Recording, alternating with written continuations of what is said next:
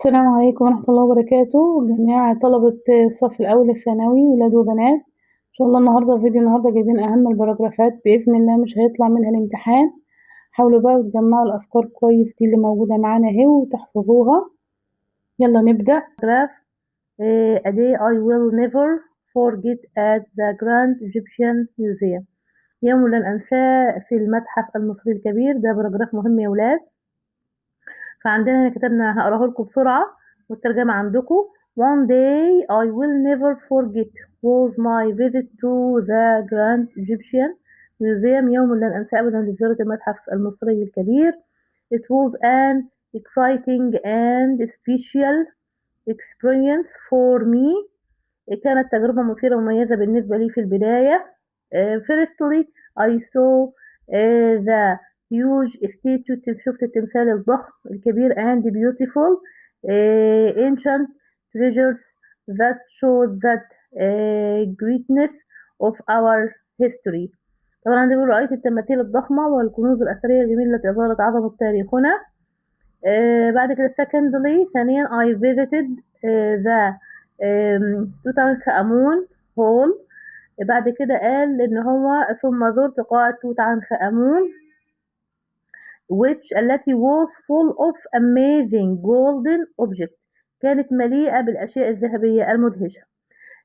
moreover علاوة على ذلك I learned many new facts about ancient Egyptian kings and their daily life. طبعا بعد كده ذلك تعلمت الكثير من المعلومات الجديدة عن ملوك مصر القديمة وحياتهم اليومية. بعد كده يا ولاد عندنا in addition بالإضافة إلى ذلك the museum was very modern and well organized which made the visit comfortable and enjoyable. بعد كده بنقول هنا يا ولاد اتعلمت كمان معلومات جديدة عن ملوك مصر القديمة وحياتهم اليومية. بالإضافة إلى ذلك كان المتحف حديثا ومنظما بشكل جيد مما جعل الزيارة مريحة وممتعة. في النهاية finally I felt proud of my country. إن أنا كنت فخور جدا ببلدي and its great civilization وحضارتها العظيمة. in conclusion في الختام this day was unforgettable. هذا اليوم يعني يا ولاد لا ينسى أبدا because it combined learning, fun and pride in Egypt's rich history. لأنه جمع بين التعلم والمتعة والفخر بتاريخ مصر الغني.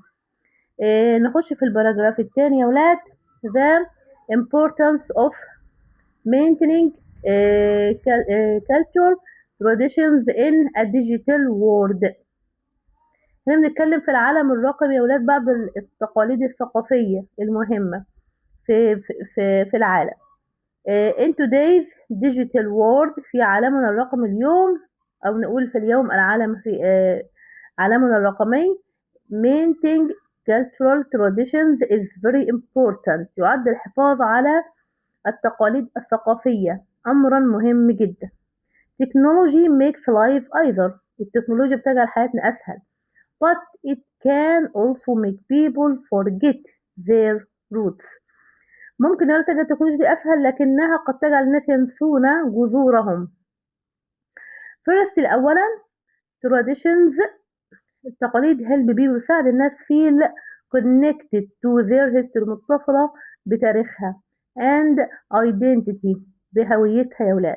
secondly ثانيا they teach value such as respect. بتساعد الناس ينسون جذورهم. بتساعد كل تقاليد الناس على الشعور بالارتباط بتاريخهم وهويتهم. طيب بعد كده يا ولاد moreover علاوة على ذلك traditions bring people together in celebrating and special events. بعد كده ذلك تجمع التقاليد الناس في الاحتفالات والمناسبات الخاصة. بعد كده يا ولاد in addition بالإضافة إلى ذلك they make societies بتجعل المجتمعات unique فريدة and different مختلفة from each other عن الآخرين. however many young people كثير من الشباب spend too much time online and ignore طبعا الشباب الصغير بيقعدوا وقت طويل على الأونلاين and ignore يتجاهلوا في traditions هذه التقاليد.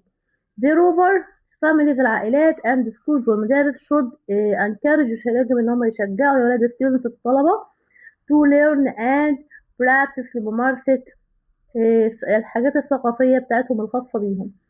In conclusion في الختام using technology is useful استخدام التكنولوجيا مفيد لكن we should not forget يجب ان احنا ما ننساش our traditions ما ننساش الحاجات تقاليدنا يا ولاد because they shape who we are عشان ده حاجات بتشكل هويتنا بتشكلنا احنا. نروح يا ولاد باراجراف رقم C. healthy habit you have recently started and how it has changed your daily energy level. بعد كده بنلعب على العادات هنا بيقولك اللي بنتكلم عن العادات الصحية اللي ممكن تغير مستوى أدائك. طيب هنبدأ هنا بيقولك healthy habits العادات الصحية play an important role تلعب دور مهم in improving our energy في تطوير طاقتك أو طاقتنا and daily performance وأدائنا اليومي. recently مؤخرا I started a new healthy habit إن أنا بدأت يا ولاد معناها عادة جديدة that made a big difference وعملت فرق كبير in my life في حياتي.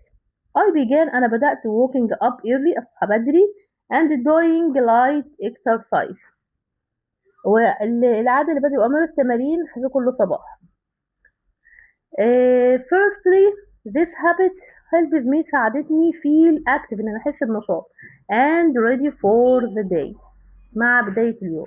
secondly ثانيا exercise improve التدريب أو التمرين بيطور my mood في المود بتاعي and reduce stress وبيقلل الستريس أو الضغط. moreover علاوة على ذلك I now eat أنا دلوقتي باكل a healthy breakfast فطار صحي which gives my body بيمد جسمي the energy بالطاقة it needs اللي بيحتاجها. in addition بالإضافة لذلك I drink more water during the day بشرب مية كتير أثناء اليوم. so لذلك I feel less tired بحس أقل بالتعب. as a result كنتيجة لذلك I can focus better in my studies أقدر دلوقتي بركز أفضل في دراستي and finish my tasks faster وبخلص مهماتي أسرع. in conclusion في الختام this habit هذه العادة has made me more energetic العادة دي جعلت مني عندي طاقة أكتر and productive أكثر نشاطا وإنتاجية. ندخل يا ولاد على الباراجراف رقم دي ركزوا معايا ويا رب إن شاء الله بإذن الله الامتحان يجي منه من واحد من الباراجرافات دي بإذن الله. رقم دي traditional greeting or festival in your country and what it represents for your community. هنا طبعا بنتكلم عن الأعياد التقليدية أو الحاجات التقليدية المهرجانات أو الأيام التقليدية في بلدك. عندنا مثلا زي حاجات في مصر شبه شم النسيم حاجات كده مميزة يعني.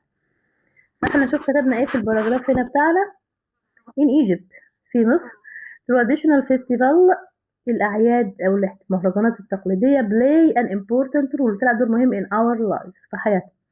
one of most popular festivals واحد من أشهر المهرجانات الأعياد دي is عيد الفطر عيد الفطر طبعا ده عيد عندنا تقليدي وعيد طبعا إسلامي which comes after the holy month of Ramadan بيجي بعد انتهاء شهر رمضان.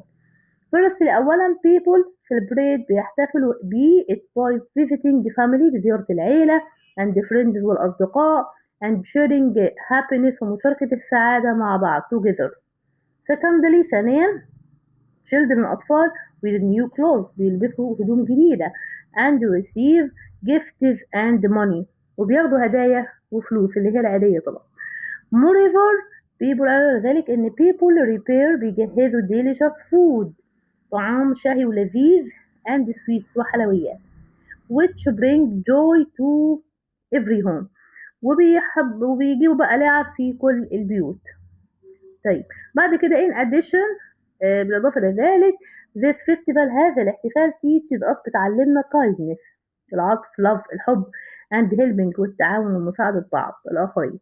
For example على سبيل المثال many people كثير من الناس give charity to the poor during Eid. طبعا في ناس كتير بتتبرع للناس الفقيرة أثناء العيد. In conclusion في الختام عيد الفطر is not only celebration مش بس احتفال but it also represents بيقدم unity الوحدة يا ولاد generosity بيقدم كمان الكرم and strong social bonds in our community وروابط قوية داخل المجتمع. نيجي بعد كده للباراجراف اللي بعده. كده يا ولاد. Voyage to a new world. Imagine you are an explorer discovering a hidden city. بيتكلم إلى رحلة مثلا مثيرة أو تخيل يعني إن رحلة في مدينة معينة. فهنا a voyage to a new world رحلة في عالم جديد is an exciting dream هو حلم مثير for any explorer لأي مستكشف. One day ذات يوم أو في يوم من الأيام I imagined تخيلت نفسي myself discovering أكتشف مدينة hidden city مدينة مخفية deep in a forest في داخل غابة. Firstly أولا I walked carefully أنا كنت ماشي بحرص through tall trees من خلال أشجار طويلة and heard strange sound وسمعت أصوات غريبة around me حوالي. Secondly I found an old gate covered ثانيا وجدت بوابة قديمة مغطاة بالذهب والرموز. I found an old gate covered with gold and symbols. Moreover على ذلك when I entered عندما دخلت I saw رأيت beautiful buildings مباني جميلة and friendly people وناس ودودة who welcomed me kindly رحبوا بي بعطف. In addition ذلك they showed me their traditions and taught me new ideas about life. كمان وروني تقاليدهم وعلموني أفكار جديدة عن حياتهم. I felt happy شعرت بالسعادة and surprised وبالدهشة at the same time في نفس الوقت. In conclusion في الختام this journey هذه الرحلة changed my way of thinking غيرت طريقة تفكيري and made me وجعلتني appreciate different cultures وجعلتني أقدر ثقافات مختلفة.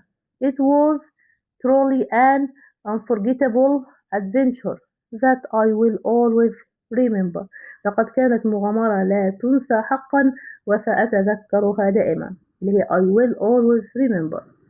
طيب الباراجراف اللي بعده مهم يا ولاد مهم جدا.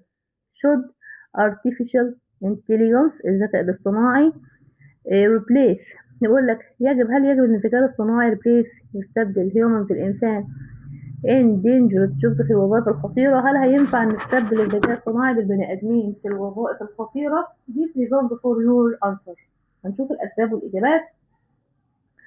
Artificial intelligence الذكاء الاصطناعي اللي اختصار يا ولاد AI is becoming very important أصبح مهم جدا in our modern life في حياتنا الحديثة. Especially خصوصا أو بشكل خاص in dangerous jobs في الوظائف الخطيرة.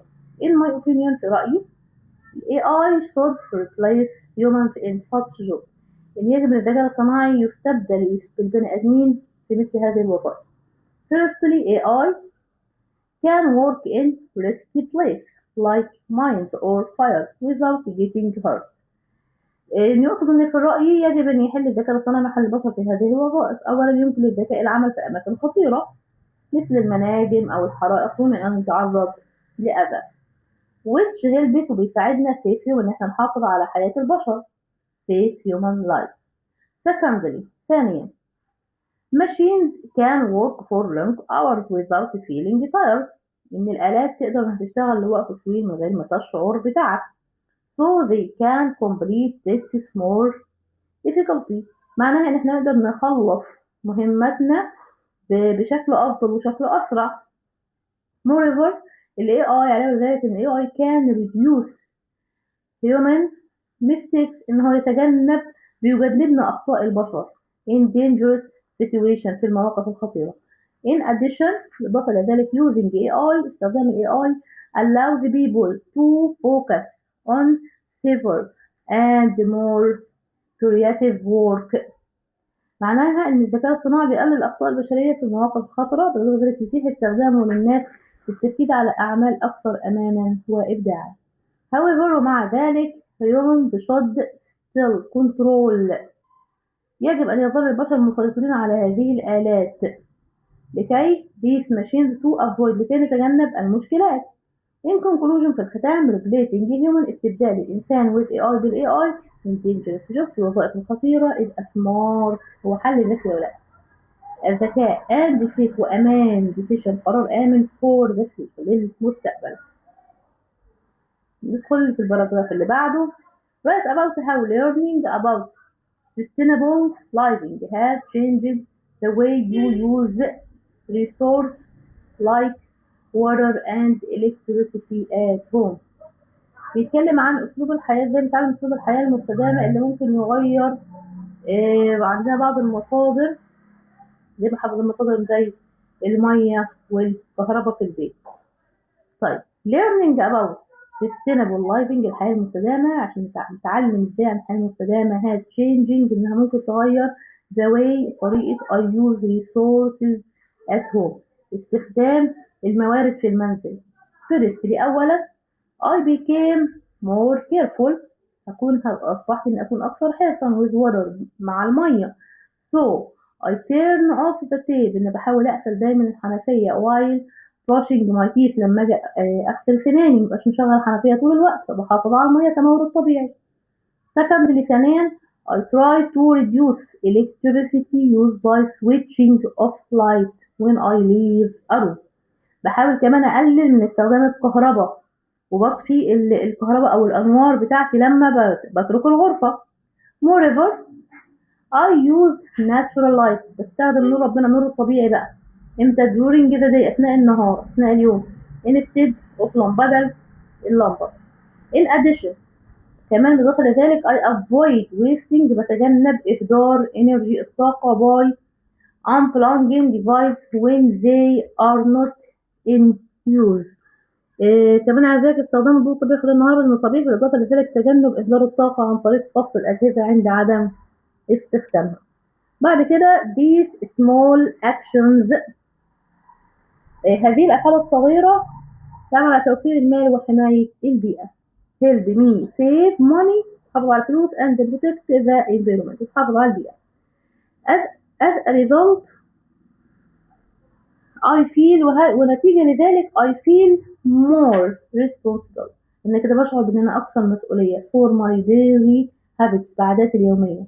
in conclusion في الختام learning about sustainable living تعلم ازاي اتعلم من الحياة المستدامة has made me more aware and helped me use resources wisely، جعلني أتعلم القيام أكثر وعيا وساعدني على استخدام الموارد بحكمة. عندنا هنا باراجراف رقم دي describe a modern invention، يعني بيقول لك اوصف لي اختراع حديث and explain، واشرح how it has made daily life either for your community، كيف جعل حياتك اليومية أسهل كمان لمجتمعك. طيب modern، دايما يا ولاد الباراجرافات المستخدمة كلها مستخدمة ومستخدم فيها معظم الكلمات اللي أخدناها في اليونتس والليسنز كلها. modern invention has، الاختراعات الحديثة has changed our life، طبعا غيرت حياتنا. and electricity، الكهرباء is one of the most important example، واحدة من أكثر الأمثلة أهمية. firstly أولا electricity، الكهرباء provides light، الكهرباء توفر لنا إضاءة، ماشي. which اللي هي helps، بتساعد student الطلاب study at night، يذاكروا بالليل. secondly ثانيا powered many devices like fans. وكمان بتشغل عديد من الأجهزة مثل المراوح، وإيه كمان refrigerators الثلاجات and computers والأجهزة الكمبيوتر. moreover لو على ذلك electricity makes communication either through phones and the internet. طبعا جعلت الحياة أسهل يا ولاد، والتواصل في المجتمع أسهل من خلال التليفونات ومن خلال الإنترنت. in addition بالإضافة إلى ذلك it helps بتساعدها hospitals المستشفيات use important machine استخدام آلات مهمة جدا to save life للحفاظ على الحياة. for example على سبيل المثال in my community في مجتمع people use electricity daily for cooking. الناس بتستخدم الكهرباء في الطهي اليومي working في العمل and learning والتعلم. as a result كنتيجة لذلك life has become الحياة أصبحت more comfortable أكثر راحة and faster وسرعة. in conclusion في الختام electricity is a basic الكهرباء بقت أساس but powerful non-fiction لكن هي ابتكار لكن في اختراعات تانية حديثة that has made daily life either and better جعلت الحياة أسهل وأفضل for everyone لكل شخص في المجتمع in our community and continue to support development and progress every day. بعد استخدام الكهرباء ابتكار أساسية وقوية جعل الحياة اليومية أسهل وأفضل للجميع في مجتمعنا وتستمر في دعم التنمية والتقدم كل يوم. بكده يا ولاد خلصنا الباراجرافات الموجودة. حاولوا تراجعوهم، تحفظوا كده الأفكار، الحمد لله خلصنا تراجعوا أهم الكلمات والجمل الباراجرافات. وتكتبوها كمان بخط إيدكم لكل باراجراف. وما تنسوش بقى تعملوا لنا لايك وسبسكرايب علشان تشجعونا بدعمكم بإذن الله، وربنا يكرمكم ويرزقكم النجاح والتفوق. السلام عليكم ورحمة الله وبركاته.